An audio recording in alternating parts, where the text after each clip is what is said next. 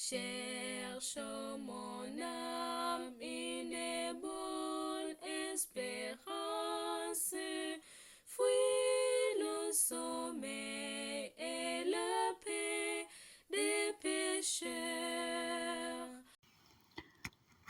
Tragédie des siècles, chapitre 37. Les Écritures, notre sauvegarde.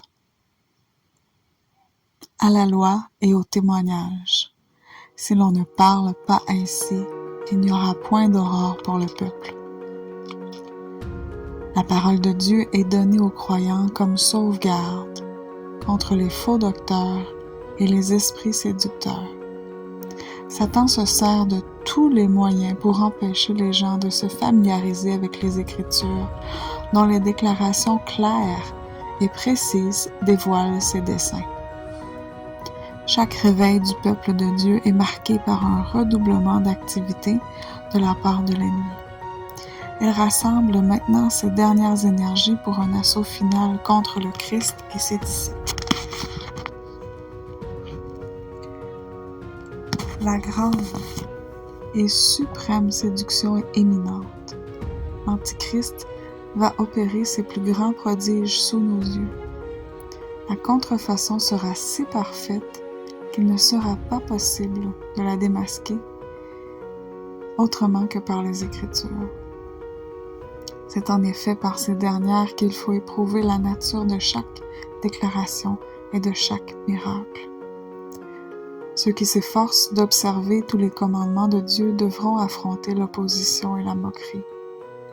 Ce n'est que par la confiance en Dieu qu'ils pourront subsister. Il faut, pour faire face aux épreuves qui les attendent, qu'ils comprennent la volonté de Dieu telle qu'elle est révélée dans sa parole. Ils ne pourront honorer l'Éternel que dans la mesure où ils auront une juste conception de son caractère, de son gouvernement et de ses desseins, et où ils se conformeront à ces derniers. Seuls ceux qui se seront fortifiés par l'étude des Écritures pourront subsister au cours du dernier conflit. Chacun devra résoudre cette question vitale. Obéirai-je à Dieu ou aux hommes? L'heure décisive est imminente. Nos pieds reposent-ils sur le rocher immuable des Écritures? Sommes-nous prêts à prendre la défense des commandements de Dieu et de la foi de Jésus? Peu avant sa crucifixion, le Sauveur annonça à ses disciples qu'il serait mis à mort et qu'il ressusciterait. Les anges étaient prêts à graver ces paroles dans le cœur des croyants. Mais, comme ils attendaient un règne temporel et l'affranchissement de la puissance romaine, ils ne pouvaient supporter la pensée que celui en qui étaient concentrées toutes leurs espérances dut subir une mort ignominieuse.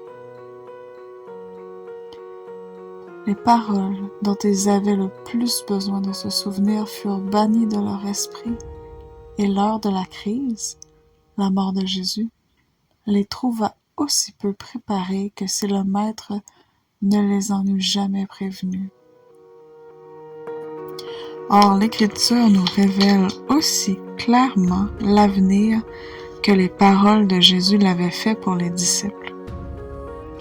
Les événements de la fin du temps de grâce et la préparation en vue du temps de détresse nous sont clairement annoncés. Mais une foule de gens ne comprennent pas mieux ces choses que si elles n'avaient pas été révélées. Satan veille à effacer toute impression qui pourrait rendre les hommes sages à salut, et le temps de détresse les trouvera non préparés. Quand Dieu envoie au monde des messages si importants qu'il les représente par des anges volant au milieu du ciel, il exige que toute personne douée de raison y prenne garde. Les terribles châtiments qui menacent les adorateurs de la bête et de son image devraient nous pousser à étudier cette prophétie avec le plus grand soin, afin d'apprendre ce qu'est la marque de la bête et comment on peut l'éviter. Mais les masses détournent l'oreille de la vérité et accordent leur attention à des fables. L'apôtre Paul parle des derniers jours en ces termes. Il viendra un temps où les hommes ne supporteront pas la saine doctrine. Ce temps est venu. Les foules ne goûtent pas les vérités de la Bible qui entrent en conflit avec l'amour du monde, et Satan leur fournit les chimères qui leur plaisent.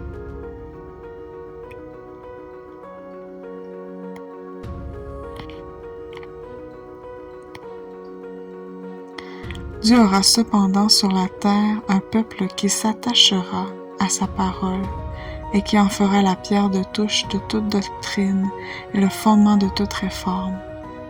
Ni l'opinion des savants, ni les déductions de la science, ni les credos, ni les décisions des conciles et assemblées ecclésiastiques, aussi discordants que nombreux, ne doivent être pris en considération sur un point de foi religieuse.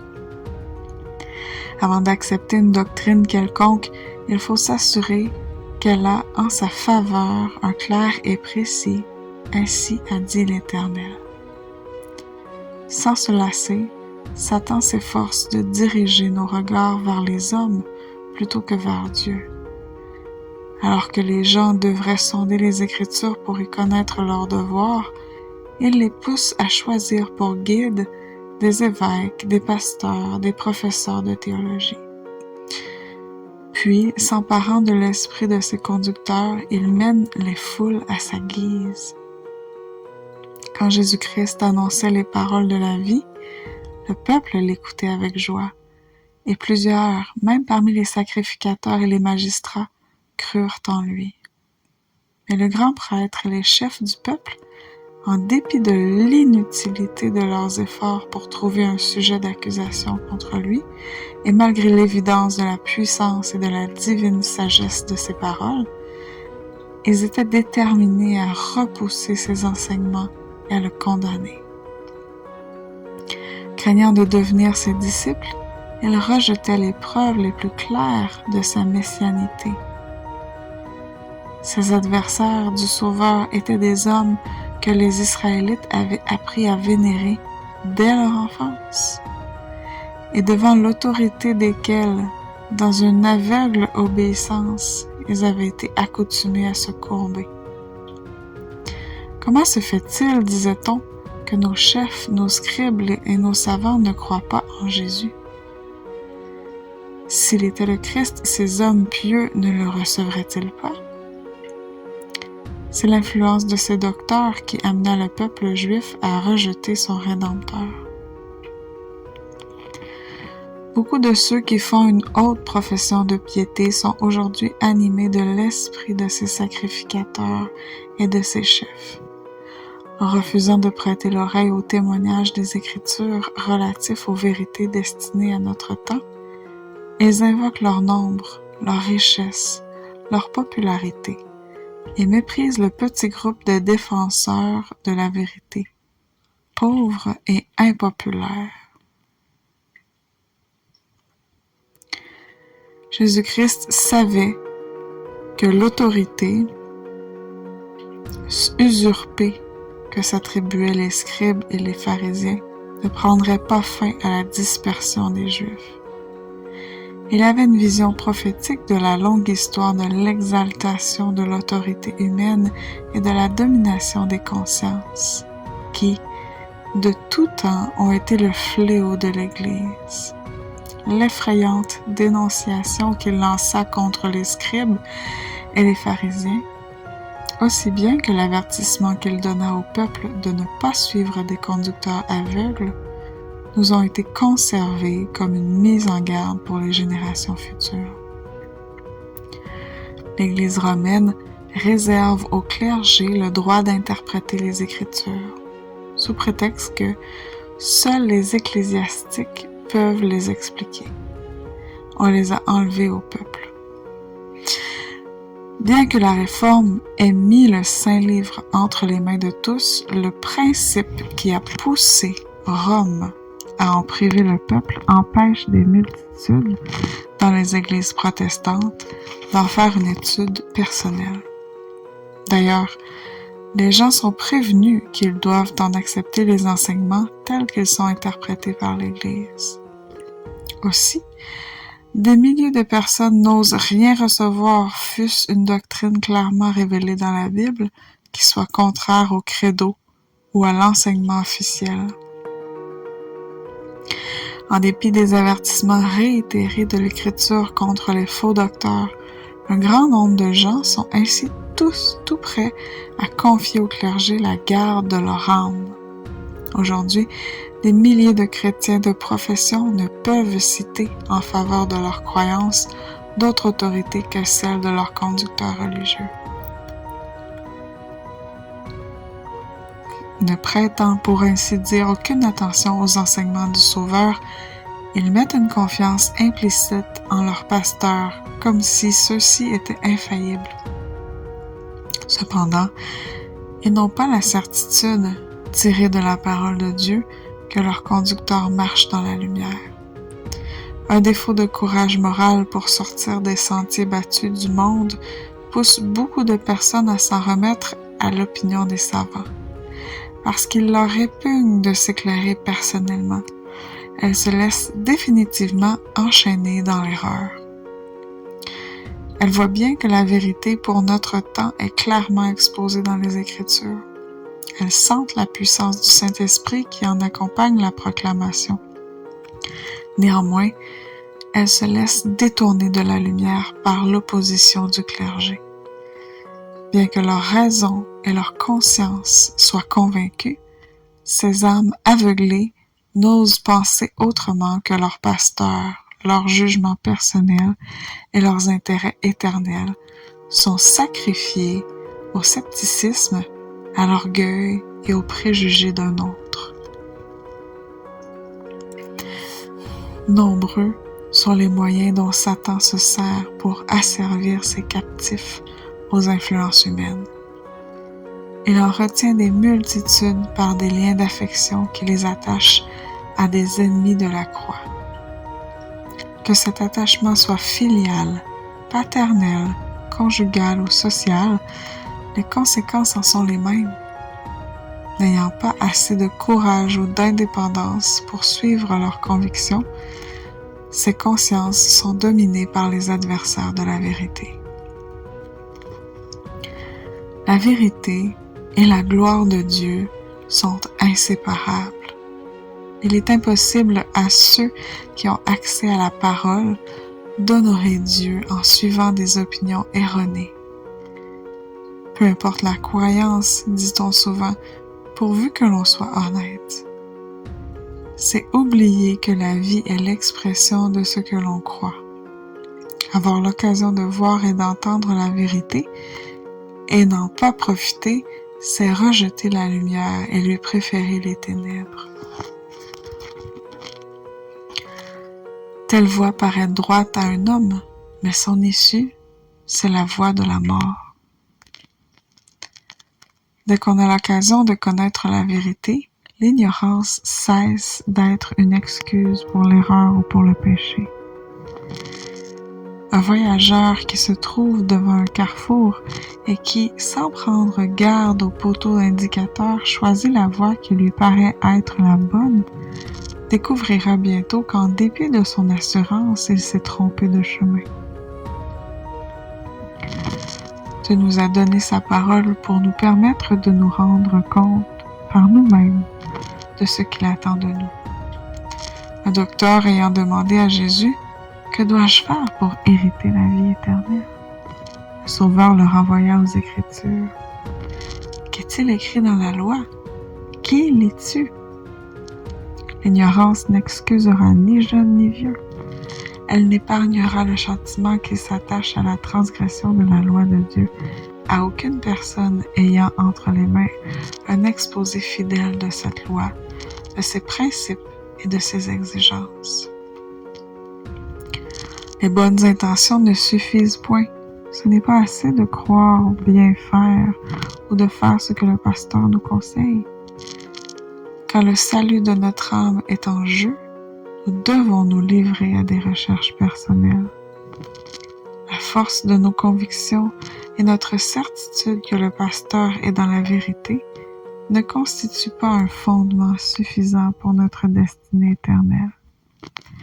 Nous avons en main une feuille de route signalant tous les poteaux indicateurs de la voie qui mène au ciel. Nous sommes donc inexcusables si nous marchons sur des suppositions. Le premier et le plus important devoir de tout être raisonnable, c'est d'apprendre par les Écritures ce qu'est la vérité. C'est de marcher dans la lumière et d'encourager ses semblables à faire de même. Nous devons chaque jour étudier la Bible avec diligence, nous arrêtant avec soin sur chaque pensée et comparant les versets entre eux. Avec l'aide de Dieu, nous acquérerons ainsi des opinions personnelles, sans perdre de vue que nous devons en répondre personnellement devant Dieu. Les vérités les plus clairement révélées dans les Écritures ont été mises en doute par des savants qui, s'attribuant une grande sagesse, enseignent que les Écritures ont un sens mystique, secret, spirituel, qui ne paraît pas dans les termes employés. Ces hommes sont de faux docteurs. C'est à eux que Jésus dit « Vous ne comprenez ni les Écritures, ni la puissance de Dieu. » Là où il n'y a ni figure ni symbole, il faut donner aux termes de la Bible leur sens le plus évident. Si quelqu'un veut faire sa volonté, il connaîtra si ma doctrine est de Dieu. Si l'on voulait attribuer aux paroles de l'Écriture leur sens propre, s'il n'y avait pas de faux docteurs pour égarer et troubler les esprits, il s'accomplirait sur la terre une œuvre qui réjouirait les anges, et grâce à laquelle des milliers de brebis qui errent maintenant dans les ténèbres seraient introduites dans le céleste bercail. Nous devons appliquer toutes nos facultés à l'étude de la parole, en nous efforçant de pénétrer aussi loin qu'il est possible à des mortels dans les profondeurs de Dieu, sans oublier que la docilité et la soumission d'un enfant sont les véritables caractéristiques d'un disciple. On ne saurait résoudre les difficultés scripturaires au moyen des méthodes utilisées pour résoudre les problèmes philosophiques. Nous ne devons pas entreprendre l'étude de la Bible dans l'esprit de suffisance avec lequel tant d'hommes abordent le domaine scientifique, mais avec prière, en contemplant humblement sur Dieu et avec le désir sincère de connaître sa volonté. Autrement, les mauvais anges aveugleront notre entendement et endurciront nos cœurs au point que la vérité ne fera sur nous aucune impression. Bien des parties de l'Écriture que des savants déclarent mystérieuses ou considèrent comme sans importance débordent de consolation et d'exhortation pour celui qui a été instruit à l'école du Christ. Une des raisons pour lesquelles beaucoup de théologiens comprennent si mal la parole de Dieu, c'est qu'ils ferment les yeux pour ne pas voir des préceptes qu'ils ne veulent pas pratiquer. La connaissance de la vérité ne dépend pas tant de l'intelligence de celui qui l'étudie que de sa sincérité et de sa soif de piété et de sainteté. L'étude de la Bible devrait toujours être accompagnée de prière. Seul le Saint-Esprit peut nous faire sentir l'importance des choses faciles à comprendre, ou nous empêcher de tordre des vérités difficiles à concevoir. Les bons anges ont pour devoir de préparer nos cœurs à comprendre l'Écriture de façon que nous soyons charmés de sa beauté, avertis par ses enseignements et fortifiés par ses promesses. Nous devons faire nôtre cette prière du psalmiste. ouvre mes yeux pour que je contemple les merveilles de ta loi.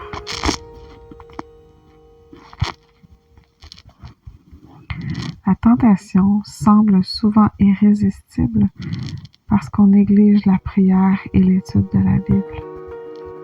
Alors, quand survient la tentation, on ne se souvient pas des promesses de Dieu et on est incapable de repousser Satan avec l'épée de la parole de Dieu. En revanche, les anges de Dieu campent autour de ceux qui consentent à se laisser enseigner les vérités divines et leur rappellent les passages mêmes dont ils ont besoin quand les moments difficiles. Quand l'ennemi viendra comme un fleuve, l'Esprit de l'Éternel le mettra en fuite. Jésus a dit à ses disciples, « Le Consolateur, l'Esprit Saint, que le Père enverra en mon nom, vous enseignera toutes choses et vous rappellera tout ce que je vous ai dit. » Mais pour que l'Esprit puisse nous les rappeler au moment critique, il faut que ces enseignements aient d'abord pénétré dans nos cœurs. Je serre ta parole dans mon cœur afin de ne pas pécher contre toi, écrit le psalmiste. Quiconque se soucie de ses intérêts éternels doit se garder du scepticisme. Les fondements mêmes de la vérité seront attaqués. Il est impossible de se placer hors de l'atteinte des sarcasmes, des sophismes et des enseignements insidieux et pestilentiels de l'incrédulité moderne. Satan adapte ses tentations à toutes les classes sociales. Il attaque l'illettré avec une raillerie, tandis qu'il présente aux savants des objections scientifiques ou des raisonnements philosophiques également propres à engendrer de la défiance ou du mépris envers les Écritures. Mais des jeunes gens sans expérience se permettent d'insinuer des doutes contre les principes fondamentaux du christianisme. Cette incrédulité juvénile, quelque superficielle qu'elle soit, ne manque pas de produire ses effets.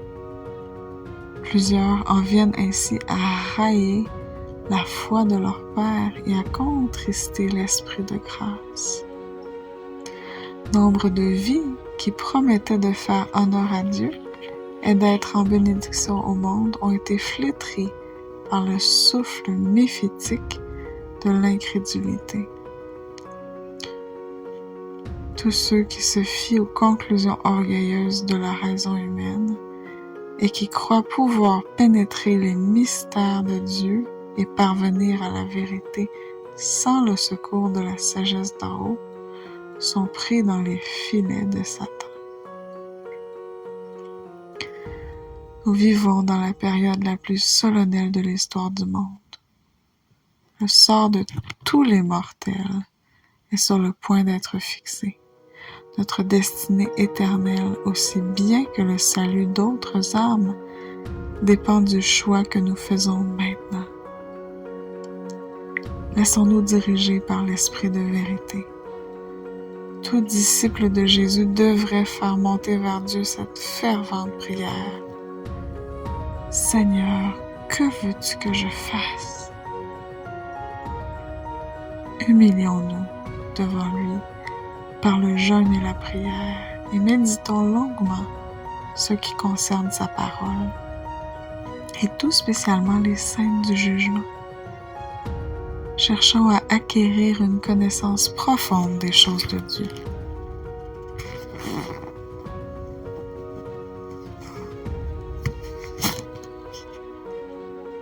Nous n'avons pas un instant à perdre. Des événements d'une importance vitale se déroulent autour de nous. Nous sommes sur le terrain enchanté de Satan. Sentinelle de Dieu, ne dormez pas, car l'ennemi est tout près de vous, prêt au premier signe de relâchement ou de somnolence, à faire de vous sa proie. Plusieurs se font illusion quant à leur condition réelle devant Dieu. Ils se félicitent du mal qu'ils n'ont pas fait et ne pensent pas aux actions nobles et généreuses que Dieu attendait d'eux et qu'ils n'ont point accomplies. Il ne suffit pas d'être un arbre dans le jardin de Dieu, il faut porter du fruit. Le Seigneur nous tient pour responsables de tout le bien que nous aurions pu faire avec le secours de sa grâce. Dans le livre du ciel, ceux qui ne répondent pas à son attente sont notés comme des arbres occupant inutilement le terrain. Et pourtant, le cas de ces personnes n'est pas encore désespéré. Un Dieu compatissant adresse encore ce pressant et touchant rappel à ceux qui ont méconnu la miséricorde de Dieu et abusé de sa grâce. Réveille-toi, toi qui dors. Relève-toi d'entre les morts et Christ t'éclairera. Prenez donc garde de vous conduire avec circonspection. Rachetez le temps, car les jours sont mauvais. C'est au moment de la crise que seront manifestés ceux qui ont pris la parole de Dieu pour règle. En été, la différence entre un arbre à feuilles persistantes et un autre n'est pas sensible. Mais quand viennent les frimas, l'un reste vert et l'autre se dépouille de son feuillage. Ainsi, les faux chrétiens peuvent maintenant ne pas se distinguer des vrais, mais le temps approche où la différence éclatera, que l'opposition, le fanatisme et l'intolérance s'élèvent, que les feux de la persécution se rallument. Aussitôt les mâles affermis et les hypocrites abandonneront la foi, tandis que le vrai chrétien demeurera ferme comme un rocher, la foi plus forte et l'espérance plus radieuse qu'au jour de la prospérité. Le psalmiste dit : « Tes préceptes sont l'objet de ma méditation. Par tes ordonnances, je deviens intelligent. Aussi je hais toute voie de mensonge. »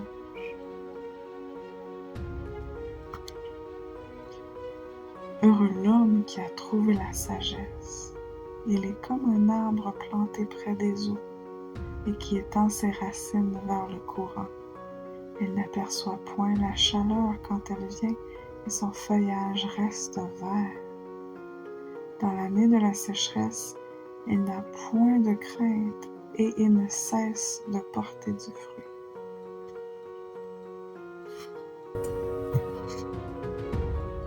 Lota et court, hâtons-nous les ravages, où l'Éternel viendra juger les cœurs. Cherche mon âme une bonne espérance, fuis le sommeil et la paix des pécheurs.